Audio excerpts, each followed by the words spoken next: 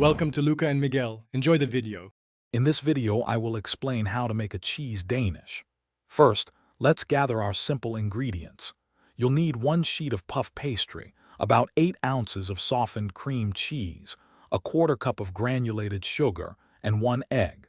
These basic items are the foundation for a delicious homemade treat that tastes just like your favorite coffee shop version. Get ready to bake something wonderful with minimal effort. Now let's create that irresistible creamy filling. In a medium bowl, combine your softened 8 ounces of cream cheese with a 1/4 cup of granulated sugar. Mix these ingredients thoroughly until the mixture is completely smooth and there are no lumps.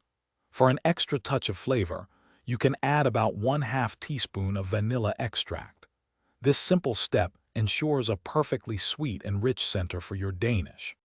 With your filling ready, it's time to assemble these delightful pastries.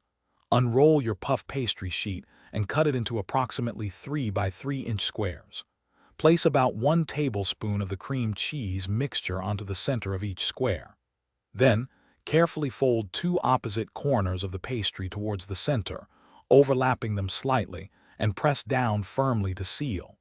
This creates a neat little pocket for your delicious filling. Almost there. Before baking, whisk your remaining egg and brush a light egg wash over the top of each Danish.